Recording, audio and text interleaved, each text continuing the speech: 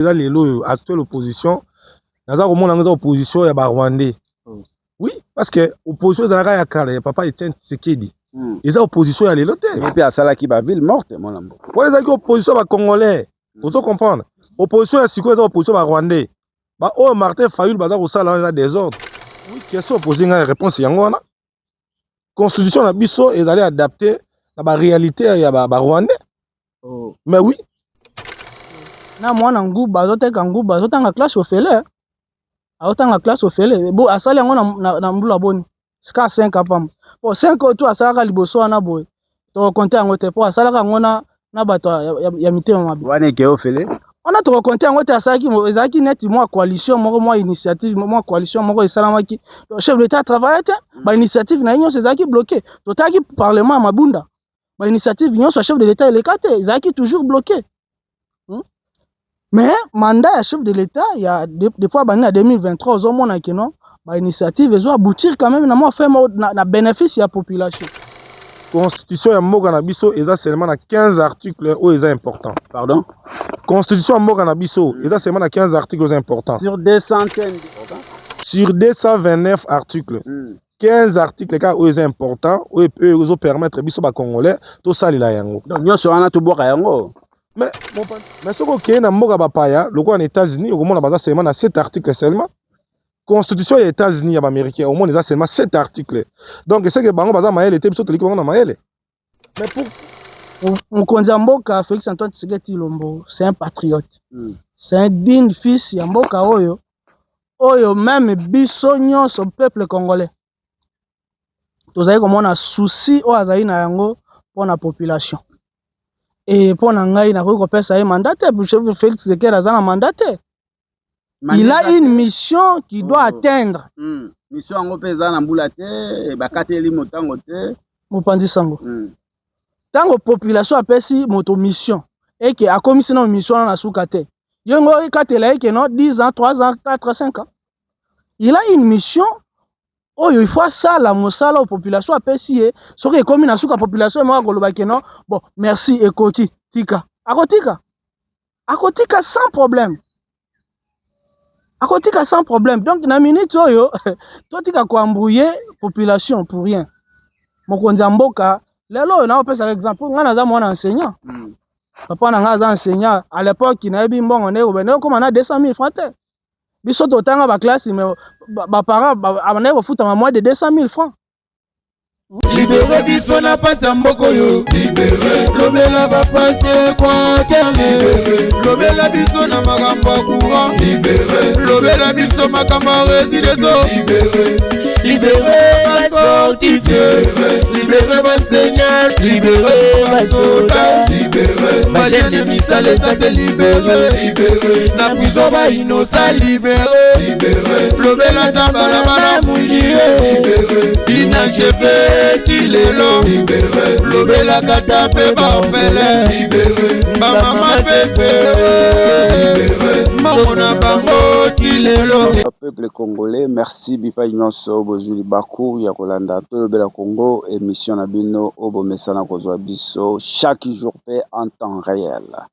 Toza na province ya Équateur ndenge toyebisaki bino tokotambola vraiment na province ya Équateur tourner na biso essayer na noter toko sala toujours ba investigation tokoyela bino ba surprise oyo bozaki kozela te les surprises inattendues bozela biso dans quelques jours bo banda kozwa ba éléments ndena sa bino toza na ville ya Mbandaka précisément lelo naza na esengo ya koyamba des conseillers communaux donc moko azali conseiller communal ya province ya commune ya Wangata mususu ya commune ya Mbandaka parce que Mbandaka ville ya Mbandaka eza na des communes naza na esengo ya kosolola na bango et puis eza mbala liboso baleka na émission oyo tokolobela ba sujet mibale tokolobela constitution ya mboka na biso pourquoi il faut changer la constitution.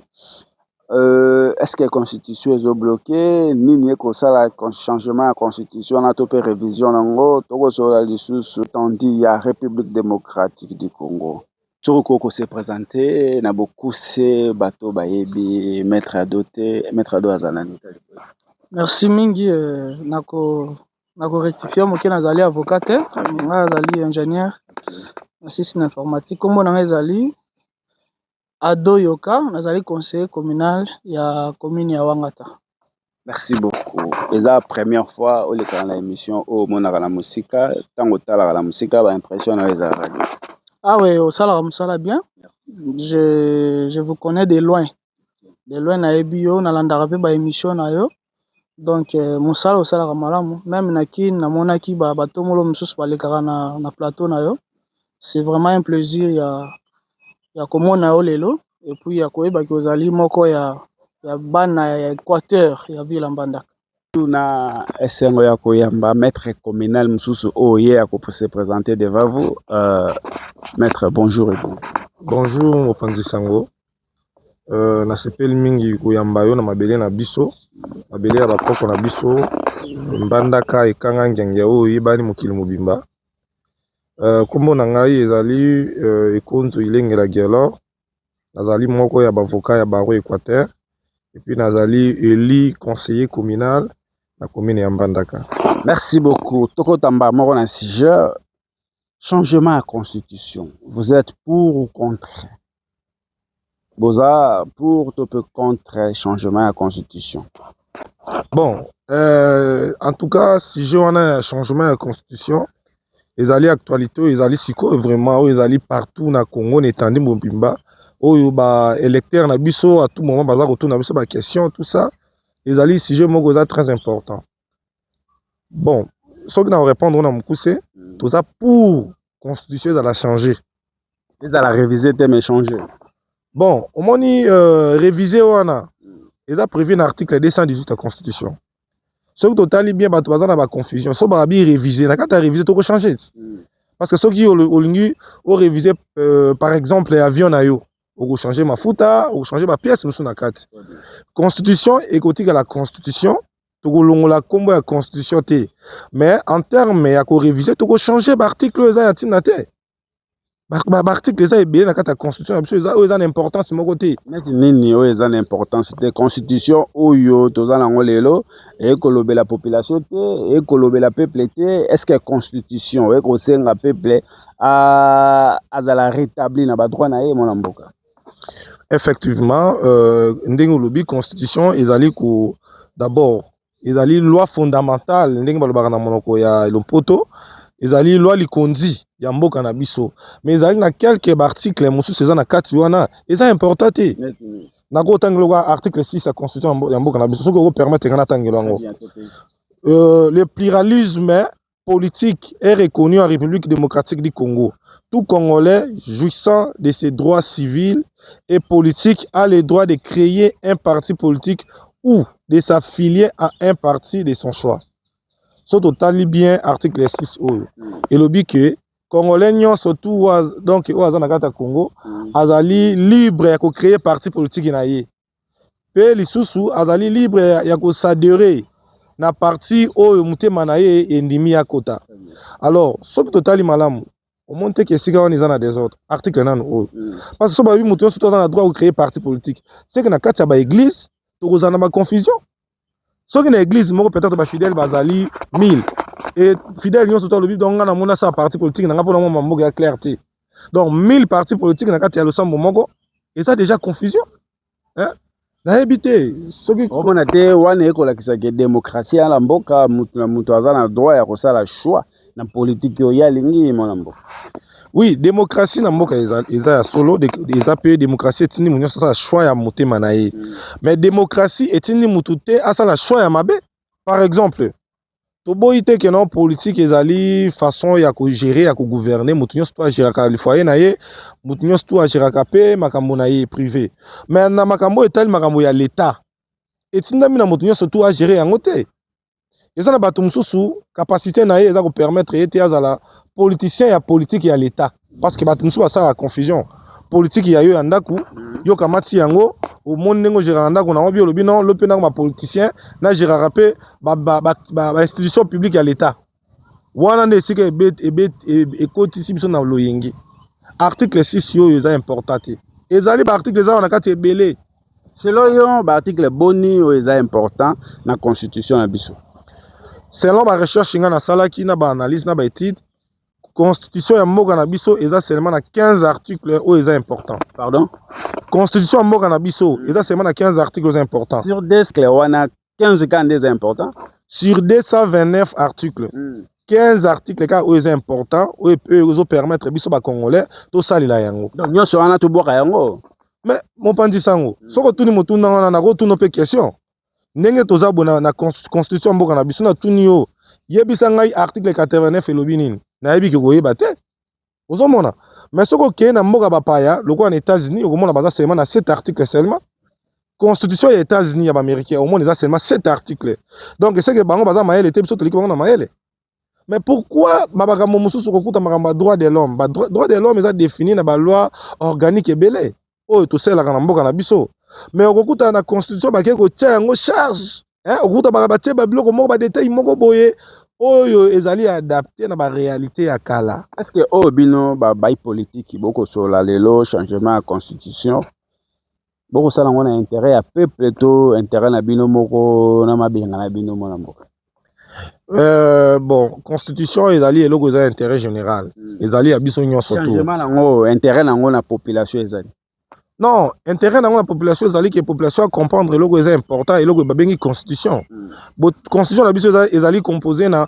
229 articles est-ce que vraiment soki otali oyo babengi loi mobeko likondi ezali na baarticle modèle ya ndenge wana 229 nani yango akokanga baarticle nyonso na mutu wana nini na 229 article wana oyo ekobloke fonctionnement ya l'état bon l'état akobloke fonctionnement ya l'état e na ndimi te eza possible parce que l'état azali na bato ya mayele baza na kati ebele fonctionnement ya l'état ekozala bloke te surtout na constitution ekobloke nini mpo misala ya l'état esalema mpo congolais akoma kolia 3 fois par jour mpo policier asomba mutuka ndenge balakaka biso ekoza nani na constitution nini ekobloke bon moto no tuni nga na ya kolia 3 fois par jour eza volonté ya moto napesa exemple ndeti yo lelo so ngolia 3 fois par jour kolia na yo salaire nini non mais osalaka mosala image eza partout yo nde osalaka mosala mais yo nde okosala mosala honorable yo nde okosala mosala eyala bandeko ebele na Congo toyebi ete baliaka na taux du jour ifo abima abeta likayu abima na balabala misala eza te bana Congo bakose retrouve te place toza wana mbandaka courant ezalaka te mai ezalaka te bato nyonso bayebi yango est-ce que constitution moto ekosala ke ebloke mai na courant ezanga misala ezanga na Congo mona mboka mais oui question posé nga réponse yango wana constitution na biso ezali adapté na baréalité ya barwandais mais oui constitution ezalaki créé na 2006 na intérêt na bango politique oyo bazali kowela na baopposition banini basanganaki ba 1+4 bamoni tokabola barwandais balobi te biso tosala constitution to adapté yango na baréalité na biso yango basalaki yango alors constitution oyo ya mboka na biso tozali na yango lelo oyo ezali kosenga il faut to changer yango eza adapté na réalité ya Congo te eza adapté na réalité ya barwandais ndenge utoloba pourtant bakongomani oyo bobengaka de père et de mère bazalaka na kati wana ndakisa Jean-Pierre Bemba et les autres mona mboka ah oui mais soki otali bien lelo este ya mboka na biso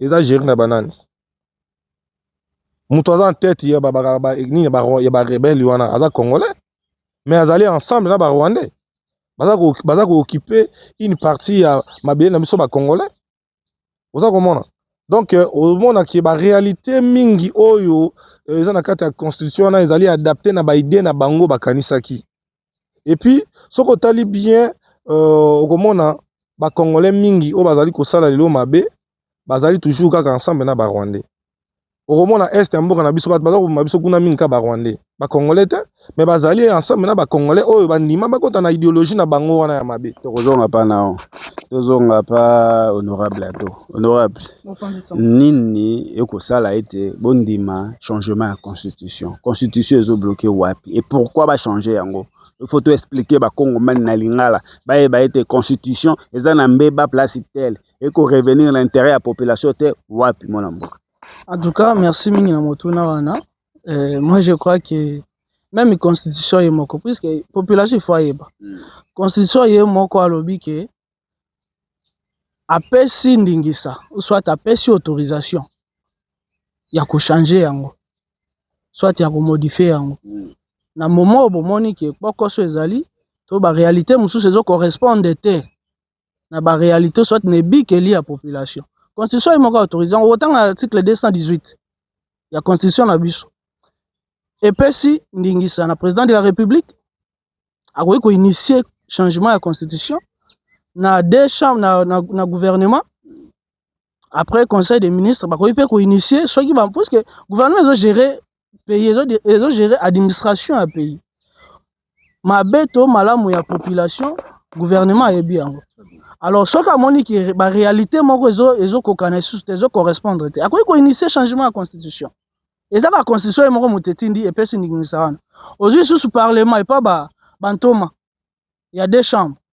bango pe bakoki ko initier yango na majorité bakoki ko initier keno ba article mususu bakoki ko bakisa to pe ko modifier ba article mususu en constitution donc population il faut ayeba parce que au moins hier tozoloba tozopesa message faut population à comprendre que non changement ou tozoloba na ya constitution loka to eze loko moko yo balingi baboma mokili non balingi baboma moto te bopanzango population faut ayeba que non constitution lobby na moment oyo bazo neti na minute oyo toza agressé toza agressé na bato balingi botola une partie je m'excuse une partie ya mboka ya biso mabele na biso illégalement et puis bayebani eza Rwanda na bandeko na biso mususu ba congolais siko na réalité tozali na yango siko mopanzisa vie réalité tozali na yango soit moi bakoso ezali sikoyo population nani gouvernement et puis na président de la république bakoki kofanda baserine kino tosala boye mpona toluka ndeni tokoki kopallier na situation soit to résoudre problème oyo tozongisa intégrité territoriale na biso tozongisa baterritoire na biso na gestion ya mboka na makambo uti koloba wa kaka constitution yango moko elengeli ete na ngonga ya bitumba tokoki kosimba constitution te biso te toyebi mboka na biso une partie eza epai ya bapaya sikoyo constitution yango tokolengela tokochange yango ndenge nini bandeko ya este référendum bakovote yango ndenge nini mona mboka merci mingi na motuna wana mopanzisa yango je crois totaki kolanda accord oyo ezalaki signé na Washington ezala bato ndeko na biso wana baza ndeko na ngai te rwandais wana Paul Kagame et puis na gouvernement na biso basignaki accord mpona koyeba ndenge nini kozongisa baterritoire wana ezonga na mboka na biso problème na biso na minute oyo eza changement constitution ezali problème na biso bacongolais moto oyo rebelle wana oyo azali kuna na Goma nanga c'est congolais azali congolais et changement ya constitution eza sikoyo mpona bavi kotalaka baréalité oyo tozovivre sikoyo ndeni moto moko kaka boye agérer bainstitution ya mboka agérer une grande institution locale ya démocratie locale seni mpe alali alamuki boye atelemi akei akomi rebelle ono mpo babotola ye soi-disant bacarré minier eza na sansi moko te mopanzisango tolinga mboka d'abord tolinga eloko oyo important eza kolinga nano mboka kolinga mboka et puis mboka epesi bato wana bandeko na biso wana epesi bango ebele biso bamisu tozoloba lelo naza conseiller communal peuple apesi nga mandat na bandi na se mais ekozala te ke lobi soki bapemi nga mandat naloba ke non mboka etrahir ngai na kosoutenir su mboka te naki osima mandoki contre mboka nanga nakoki kosala yango te mopanzisango constitution na biso il faut ezala changer kotalaka baréalité oyo tozali kovivre kotalaka makambo ebele o population na biso azali kosubir tozochange yango na sens ke non basituation nyonso wana dans l'ensemble et trouver solution na constitution ya sika. Merci beaucoup tozonga pa maître na minute oyo priorité eza Félix Tshisekedi akutaki mboka mobimba Congo mobimba siko Congo ekatana biteni. Est-ce que priorité na minute oyo eza to changer constitution ou bien tozongisa nano intégrité nationale mona mboka bon na mboka nyonso tu soki mobeko eza te soki mboka wana etambolaka na désordre avant tokoma na étape oyo lobi wana ya kosala makambo mosusu fo totala nano mobeko na biso elobi nini mobeko elobi na ngonga ya guerre tokoki kosimba constitution te yo oza mokili ya mibeko oyebi yango très bien bon mobeko elobi wana eza mobeko nini oyo lobi ke na ngonga ya guerre tokosimba constitution te eza mobeko nini eza constitution te pesa nga article lobi keno na mongonga ya guerre toko simba constitution te toko réviser yango te pesa nga article wana na yo moko pe koyeba te ozomona okoyeba te parce que ba article ezali tellement ebele tant mosusu pele kolobi wana eza na kata constitution mais à travers tellement constitution eza 229 articles okomaîtriser yango ndenge nini c'est que na vie na okosala eloko mosusu te ka mémoriser la constitution na congolais baa bazoba te oyo bakolanda biso maître bayebi ete na minute oyo toza na impossibilité ya kosimba constitution na biso parce que une partie de la république est occupée nani na mécanisme nini faut bo expliquer ba congolais bokobelela to changer constitution oui mécanisme nini tokosala to changer constitution parce que na constitution yango moko ndenge bokolobaki elengeli to changer to modifier oui mais na mécanisme na état actuel au Congo eza ebongi to changer constitution soki to sali référendum suko ndenge ba oti ko voter loi référendaire ba congolais au bazar na est ba ko voter to ba ko voter te bon nayebi ki mboka ata eza menacé nayebi ki étape est ya mboka na biso ata eza menacé mais eza Congo mobimba te donc le roi est eza menacé Goma eza occupé na ba Rwandais nde epekisi ke Congo fonctionner ba institution mboka fonctionner non mboka ko fonctionner epekisi nde changement to pe révision à constitution epekisi mboka fonctionner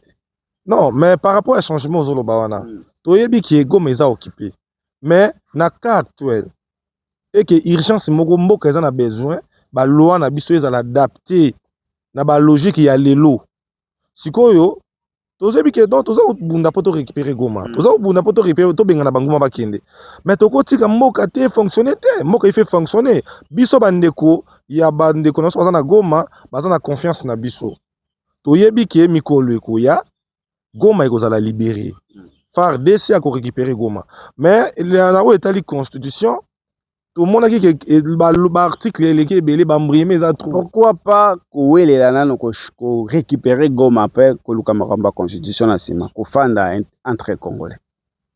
Oui mais oyebi ke bitumba guerre ezelo oyo tozo bunda lelo yo to ganza ki M23 ezaka rebelle M23 mais na sima na ba grande puissance baza na sima M23 baza soutenir M23 tout le monde a qui peut toyokaki tout le monde qui Rwanda est moko pena mibimisi est moko pays le Rwanda pe aza soutenir na ba pays mosusu donc guerre M23 wana yango moni président de la République asala ki diplomatie alingi makila ya biso bana mboka etanga te asala diplomatie pona luka mécanisme nini ya ko silisa bitumba wana soki tolobi lelo toke na guerre c'est que toni bat bakufa mais chef de l'état le roi azali congolais un vrai congolais de père et de mère aboyi bitumba tokosala la diplomatie ti bandeko wana bako comprendre que na moment oyo toza nango lelo bitumba eza priorité te oyo eza priorité d'abord eza kotika mandoki ko respecter l'état congolais et ko solliciter ba oyo bosengeli nini basala pona bino l'état kosala yango mais soki tolobi bien ma constitution tu koloba wana ke non constitution lobi na moment oyo toza na bitumba bakoki ko simba yango te non c'est pas comme ça ozomona te que na ba contradiction ezali kaka constitution lobi boye mutu akoki ko sala procédure ya ko initier procédure ya ko réviser yango ezali d'abord président de la République ndenge ndeko collègue ado ti koloba nani conseil des ministres décision à conseil des ministres et ba membre du gouvernement et na ya des chambres alors epesi bango priorité basala likambo wana mais et définir te qui na article 218 lobi non on a na ngonga ya guerre bakoki ko simba non mais pour l'intérêt général na moment où toza sikoyo na mboka na biso soki ebola ekoti na Goma gouvernement akozwa décision moko te po lusunga Goma po ebola ekoti na Goma bakozwa décision bakosunga bango bakoluka moya ko aider population baza na Goma kuna alors makambo etali ko réviser constitution wana ezali gouvernement nde ya kotala amoni ke moment oyo toza na yango eza kosenga constitution oyo tosala yango lisusu te parce que soki yo moko potali na époque tozaki ya 2006 na lelo 2026 est-ce que ba réalité na mbandaka eza ndenge moko yo za mona mbandaka eza ndenge moko te est-ce que na 2006 ba moto par exemple ba moto ezaki nde tozaki nango lelo ezaki ozo voyager ke Kinshasa mais na vélo o mati vélo ke Kinshasa OK aéroport pose avion ke Kinshasa et puis avion ezalaki te à l'époque Beaucoup ça un mois mobimba bavie tant musumu bavie ka moko. À part bavie ba organisme.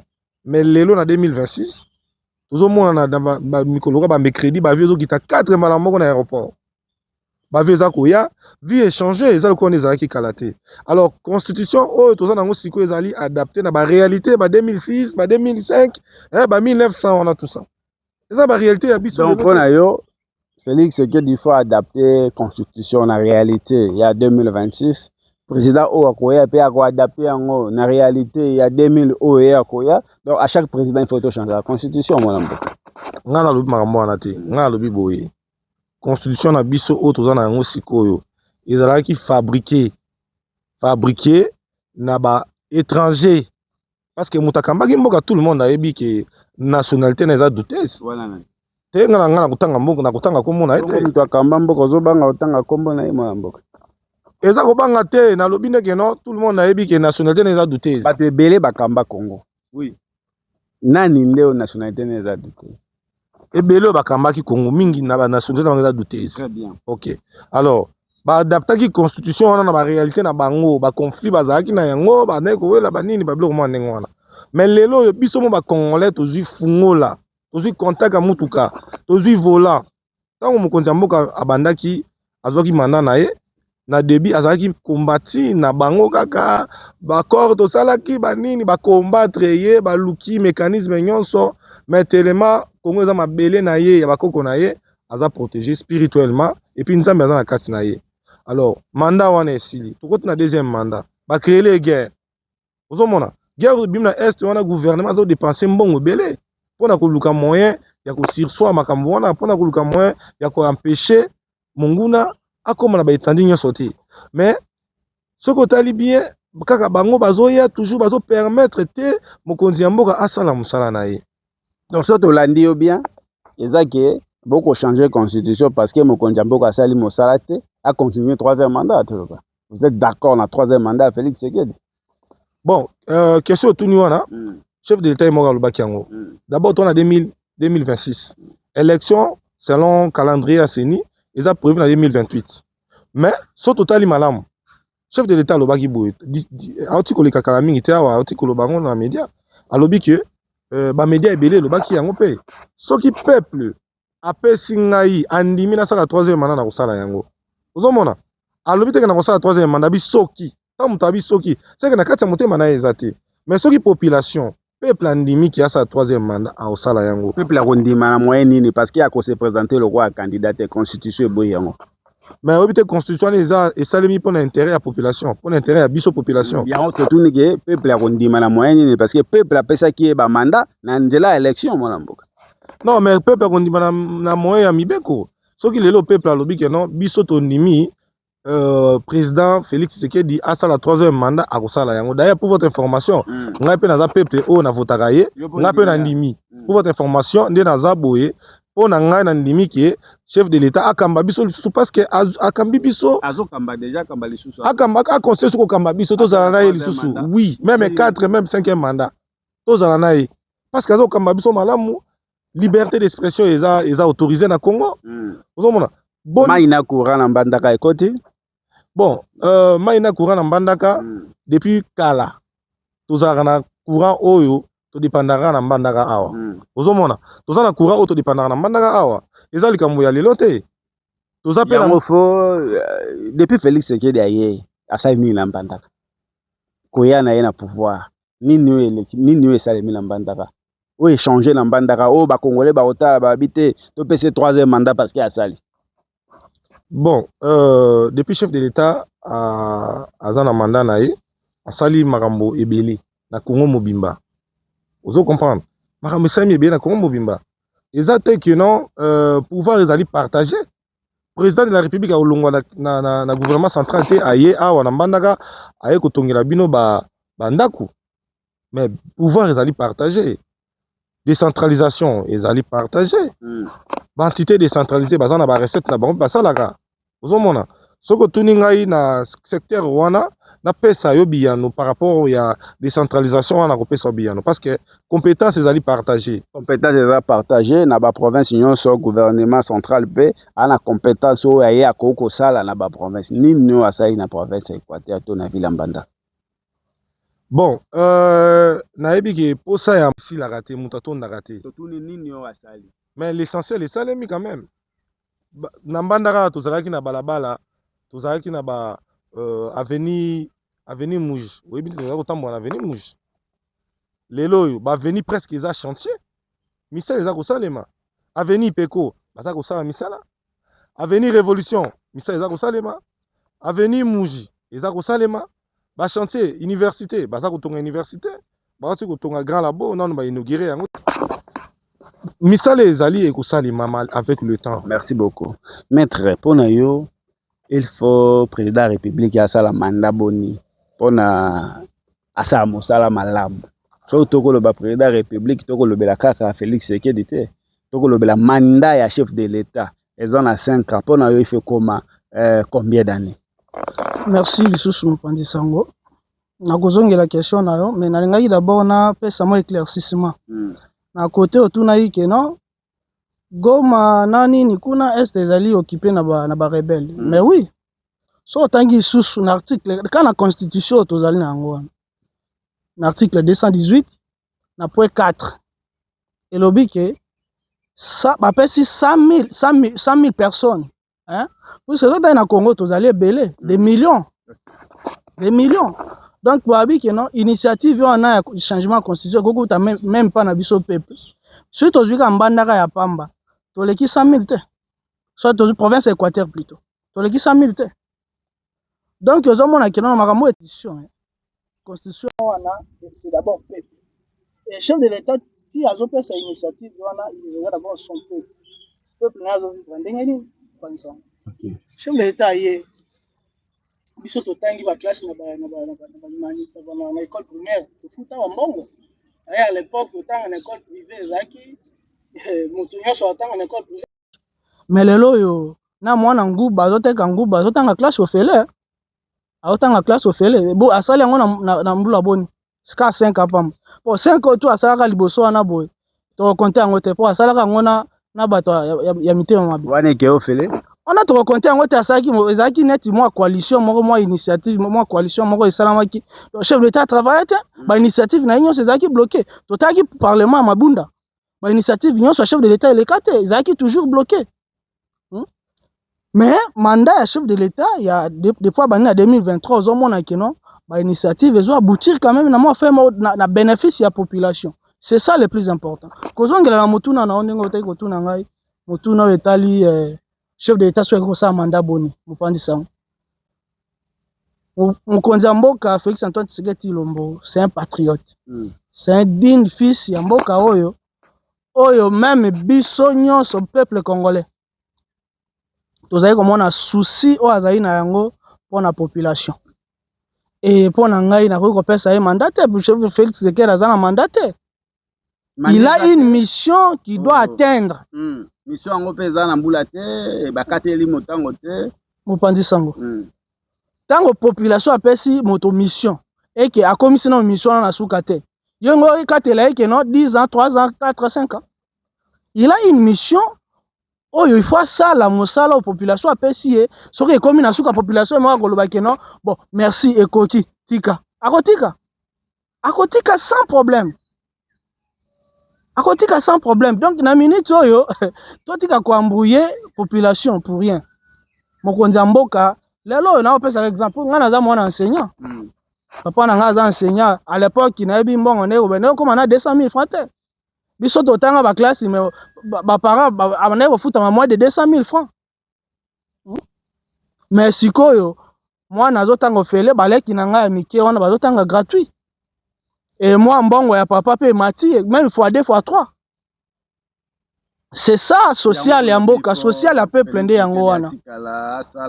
Lelo yo police otemela olokota police te policier aza asiko stable policier azo mbongo longo bani ba congolais yo bazo entourer Félix Tshisekedi na union sacrée bango bana droit te ya kokoma président de la République bana droit ya kosala continuité ya mosala o Félix Tshisekedi to pe mission botindeki Félix Tshisekedi te. Merci mon panza mutuna wana ezali malamu. Je crois mokonzi ya mboka azali entouré na bato. Même à l'époque ya président Mobutu tomonaki anga azalaki entouré na bato ebele bato mayele pe bazalaki ebele. Ba président ba ye après ba successeur na ye. On a vu ils étaient entourés na bato. Mais na minute oyo tomoni parce que omoni moto vision ya moto soit nga koza na vision na ngana yo ekoki tokoza na mwa fil d'idée moko mais soki na si basimbi sur gestion il y a même idée peut-être que vous avez désorienté ozomona donc union sacrée ko bakoza na vision moko mais soki balongoli yango pas Félix Tshisekedi bapesi na moto mosusu makambo ta monsieur koza bouleverser moto nyonso pe akokakanyaka te facilement pe bakoki corrompre ye ozolanda po toza na Afrique. Na Afrique toyebi ki baramasaka bato facilement surtout na likambo etali kanyaka bato mingi bakokaka kanyaka te bayoki koramase facilement oteki mboka mpona kanyaka donc mokonzi ya mboka azali wana aza na défi monene mpona peuple na ye d'abord et nazo rassurer oke Goma na Bukavu dans ekozongaka mingi te. Merci beaucoup. Alors merci mon mboka na ngambo opposition balobi lobby journée morte congolais nyonso fanda na ndako to bandaki na maître to continuer na ingénieur to pe honorable ado balobi ba congomani bafanda na ndako journée morte bino na bandaka boyambi onde. Merci sur son pandisango. Je crois initiative ya opposition makambo télévision d'abord mon pandisango toza quand même sérieux. Lobby ezali mercredi. Et so otali même na ba loi ya biso ya mboka journée à lobby d'abord eza ni férié ezali journée moko ouvrable oyo moto nyonso tu fa vaguer na ba occupation na ba activité na ye. Ville morte yango nazoyeba te ezali di ya quoi et uti wapi donc na mbandaka toyebi makambo ville morte te lobby oza mopanzi sango lekala banzela okomona moto nyonso akeli ozala na mosala na ye. Oyebi makambo ya ville morte te opposition balobi jete population nyonso afana na ndako na mbandaka bozumbela wana te. Mais initiative so koboya constitution baboya yango na ville morte so ville morte esalemi nde baboyi constitution non baboya constitution na ville morte te peuple population bana na minute d'abord minute tozali bana bazosala ba examen il faut pe opposition bo rétablir aza rétablir na ba responsabilité na ye na minute oyo bana bazosala ba examen qui est déjà vers fin de l'année bato bazosala misala ba activité ezali ebele oyo eza important pona intérêt ya communauté bo décréter ville morte bon nayebi te ville morte yango eza na ville na ville na bango oya Rwanda to ba ville kako ya Congo po na neti na ville mbandaka particulièrement mutu nyonso lobby les 3 azala na ba activité na ye mutu nyonso akotambola calmement sans problème merci beaucoup maître ville morte ya lobby opposition à lobby moto abima na balabala te pourquoi tokomona ba message ngambo na ngambo ya union sacrée bakoloba bato bakokende misala te bakokata bango kombo et pas VPM ya makambo o atali makambo ya misala liya ou balobi agitation na ngambo ya union sacrée pourquoi bon d'abord na banana agitation lobby wana eza ba idée oyo kaka bango nde baza koloba barwandais nde baza koloba parce que moni nga opposition oyo eza lelo oyo actuelle opposition naza komona eza opposition ya barwandais oui parce que opposition ezalaka ya kala ya papa Etienne Tshisekedi eza opposition ya lelo te epi asalaki ba ville morte mona mboka wana ezalaki opposition ba congolais ozo comprendre opposition ya sikoyo eza opposition ba rwandais ba oyo Martin Fayulu baza kosala wana eza désordre est-ce que ba ville morte oyo azo réclamer wana biso ba congolais to bénéficier ni na yango est-ce que makambo etali changement ya constitution est-ce qu'il faut population à ça la ville morte pour que constitution ça la changer te est-ce que wana nezali vraiment réponse réalité aza koluka yango wana non on eza ba erreur ba lingi ba induire biso population na ba erreur biso population toza sous population za kalaté population akomi lelo éveillé congolais akomi éveillé oko benga congolais mamba buzo ba pe aye non akokamata bato et mitu esalaka te bato mabomanda kosala ma ville morte. Mais un homme oyo sérieux, un homme responsable. Pour Martin Fayulu alalaki alamuki aye na média alobi ke non mercredi à la ville morte pour to barrer route gouvernement changer constitution te. Est-ce que mutu ndenge wana Fayulu aosala ngo pour l'intérêt na ye ou bien aosala ngo pour l'intérêt ya nation congolaise? Moi je crois que mutu azobundisa biso na est ya république Martin Fayulu pe aza lokola ye. Aza lokola ye différence ezate. Parce que gouvernement aza na programme na ye wasalaka makambo na ye. Et gouvernement journée à lobby na programme à gouvernement et ebi kezali journée lokwa mikolo nyonso lokwa lelo mardi. Mais comment ya ko leka na média parce que ba bengani opposition lo ba déclarer yango za la journée ville morte. Ils en a sens té. Ils en a sens té. Donc wana ezali ko tia biso congolais na ba désordre. Bon, il a déclaré ville morte. Bon na biso ba otanga na ba osala ba examen à TENAFEP. Donc ba osala ngote. Ba osala ngote pour ya déclarer journée ville morte. Bon, bande ko na biso oyo abikaka na taux du jour, ne olobaki wana na ngaka répondre mukatenga maloba que au lieu à 3 fois par jour. Et dépend de la courage na yo, même na poto na France oza fainéant ko liate. Biso ba électeur na biso ya awa na mbandaka to yebisaka bango za toujours na courage, ba travailler, ba luka misala. Soko tali bien. Lelo yo ka les alaka po somba le fils que na lo belo ko mo katina te ata lipa na mbandaka. Ils ont un problème. N'importe qui a Joseph Kabila. Mais les loyaux, bah indien bah yé na makamouya. Donc au sommet loko bah ote kango na Inde, au sommet on a mandaka. Est-ce que en 2006, tu m'as dit au téléphone? Non. Ezaki bah tu m'ki m'as dit téléphone. Ezaki que non, on a mandaka au ben na territoire na foni et avec beaucoup de difficultés.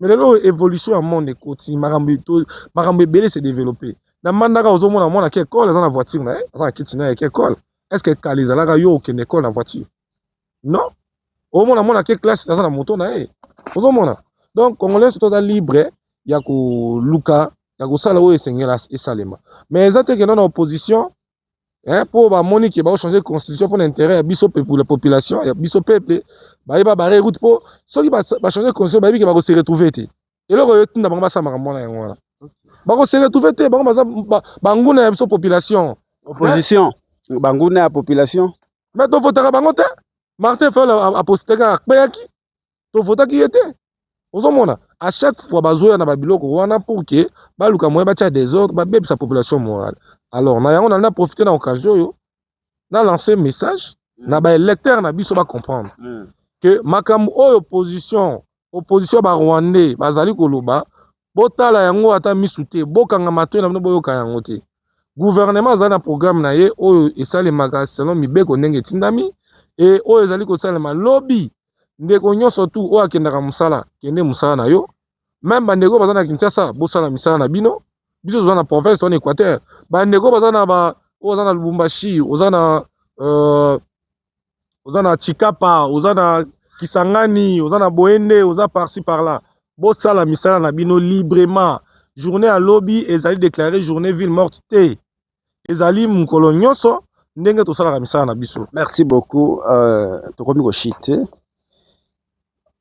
gestion ya ville Mbandaka bino boali bato peuple apesaki bango mandat na province ya Équateur pe na ville Mbandaka gestion ya ville Mbandaka erokene ndenge nini Mbandaka boko vivre ndenge ba réalité nini eza na ville Mbandaka.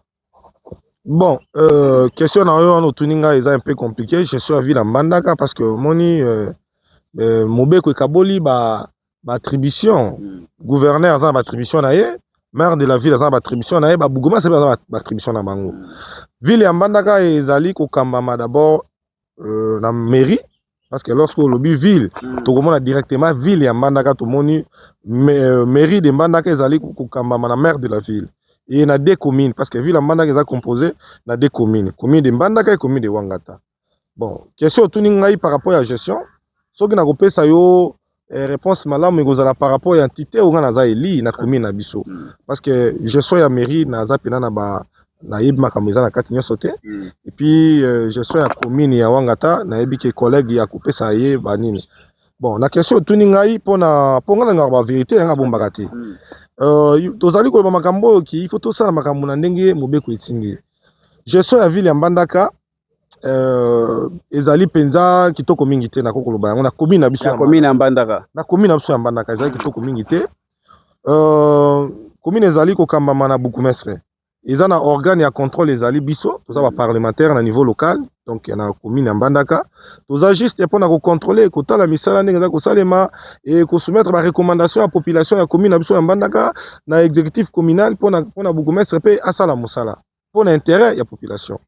Mais ce que tali bien commune na biso ya Mbandaka ata ezali na mbongo mingi te pour Équateur na Mbandaka to na diamante to na orte. Mais quand même en termes de recettes locales et kotaka nango moi ba avantage mike ezali. Et ba recette wana ezali ko permettre na bourgmestre asala musala pour l'intérêt ya population. Mbongo ebele mbala moko ezalaka te. Même le gouvernement central a canalisé mbongo. Au moins on a dit premier au 30 gouvernement canalisé mbongo asali misala ya mboka. Mais ce que la commune na biso awa bon, son dans le bourgmestre, oui, c'est lui, parce qu'il est un responsable.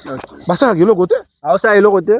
Non, mais il y a un Mbandaka. Bah ça, papa, na province Équateur, na ville ya Mbandaka, gouverneur a joué rôle même mais à bourgmestre. Imaginez. Mais oui. Gouverneur, balobi est compétent. Non, wana balobi. Biso ba tout ozali ba parlementaire, oh l'état ebi biso.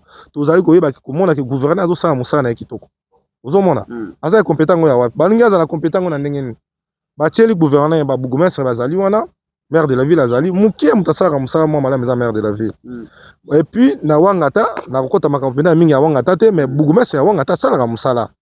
Tozali komona ye azali kosala musala ya sentiment azali actif oza komona bourgmestre ya wangata na bino na Mbandaka eloko te to ko chiter mona.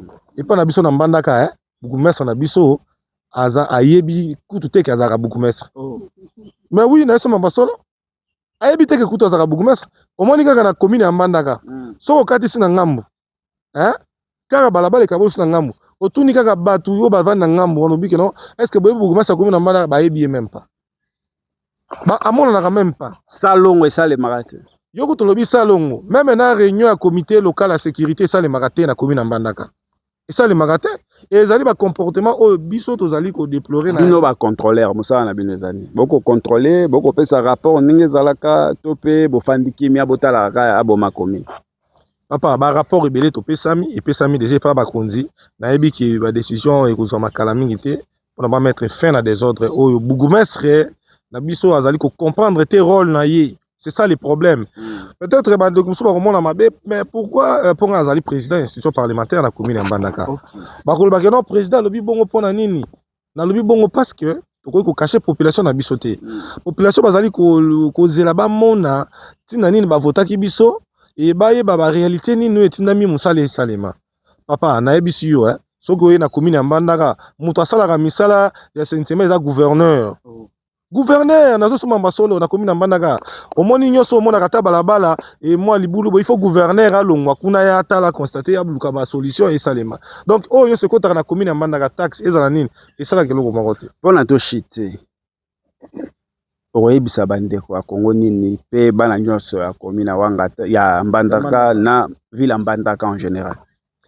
Bon na koyebisa bandeko na ngai o nga balinganga mingi na commune na Mbandaka donc na chouchou na bango na koyebisa bandeko na ngai tolinga papa Félix Tshisekedi président de la République makasi topesa ye confiance ndenge to votaki nzambe ya kosala bitumba ekosila pe ba makambo malamu ekoya tolinga papa gouverneur Boloko makasi topesa ye confiance parce que muta poni ye lelo azala gouverneur akamba province Équateur ezali volonté ya nzambe so ezalaki nzambe te na bitumba nyonso ekomelaki ye mais azali te nzambe alingaka kanyaka mwana mboka bon nzambe azali papa ya mokeli na nyonso nzambe asala nyonso ata na kanyaka nzambe akoautorize ka non mais nalobi ya papa olobi na kanyaka soki yoki osomba par exemple mutuka na nzela moko ya fraude pe osombi mutuka wana pe okomi kotambola nango pe okomi kosunga yo okolobaka esata na moto aza kosunga yo donc oko affirmer biso ke papa gouverneur alekaka na kanyaka na confirmer yoki papa gouverneur alekaki légalement biso population tovotaki badepute bavota ye sans kanyaka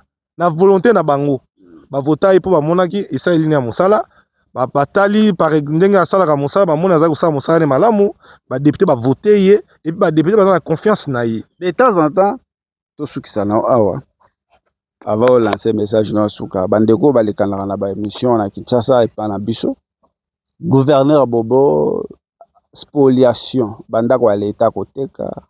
Gouverneur Bobo, malgré aux porte-parole n'a été, mais aux moko yo, vota qui, moko population atinda qui. Aux population. Gouverneur Bobo, a rosale le côté, depuis à comment gouverneur, à ta toilette publique, ya tongate, toye na ville en bandaka. Ni no gouverneur Bobo a sali. Na ville en bandaka. Soko koko yebisa bato bakolando na musique. Bon, motuno tuninga wana, eza réponse nango eza facile, eza gravité. Mais motuno tuninga wana, biso débat ezalaki ya makambo constitution. Non, tout le monde déjà na débat constituteur to chité.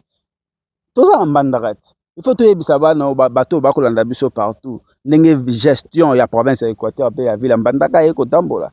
Ce qui mbandaka eko évoluer parce que bolobi ke constitution ekoma ya kala. Bongo mbandaka tikala ka ya kala. Il faut mbandaka za sika non?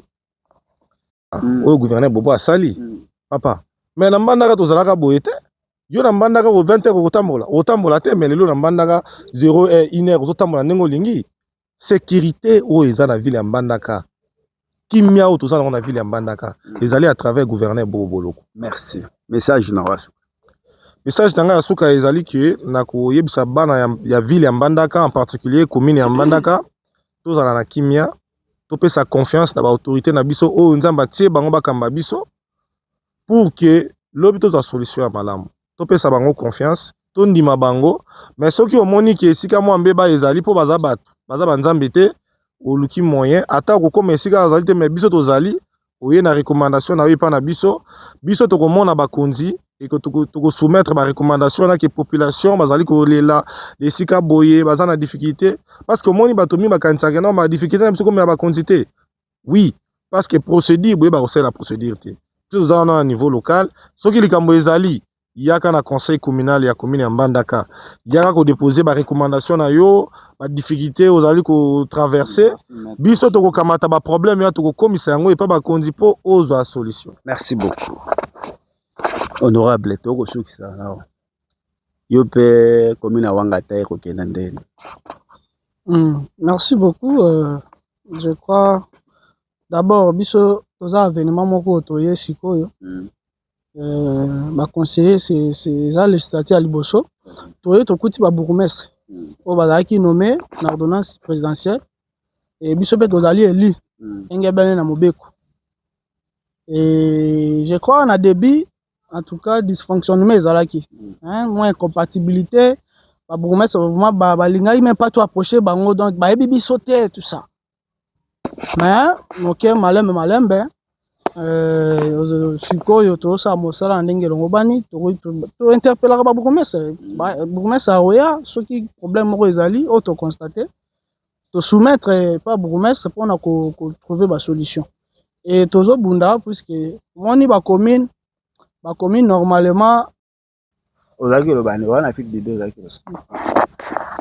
Donc na débit ezaki moins compliqué mais sikoyo kotalaka pe note circulaire ou VP makomaki o ekoyaki biso na province donc il faut to jouir pleinement la attribution au loi epesi biso donc seulement que comme to baza ba émanation na biso te to votaki bango te nde to koyi ko initier ba action net ya ba motion contre bango te mais surtout constater mbeba que non détournement ou soit mes gestion to pe abazo ko mosala te to komela VP ma intérieur to réserver copie na gouverneur ba remplacer to pe ba suspendre donc actuellement la commune Wangata commune est calme to doit travailler les deux institutions doivent travailler avec harmonie et je crois que sous coordination aussi à gouverneur de province chapeau na pesi mbote bisika zomi to sa mosala malamu et je crois commune se développer na avènement ya ba conseiller commune. Mot de la fin na bato ba zuli baku ya Kolanda ona musika pe na bana Mbandaka. Merci na pesi bato nyonso mbote bana etuka Équateur tozala lisanga to lingana to tombo la province. Omoni ba biloko esaimaki ya ba découpage ba biloko ba province Équateur to Équateur na biso to bi eza chwapa eza mongala eza sidu bangi no wapi tout toza bana etuka mo bana etuka Équateur toza lisanga tosa mosala pour na province na biso etombona donc mot de la fin na ngai yango wana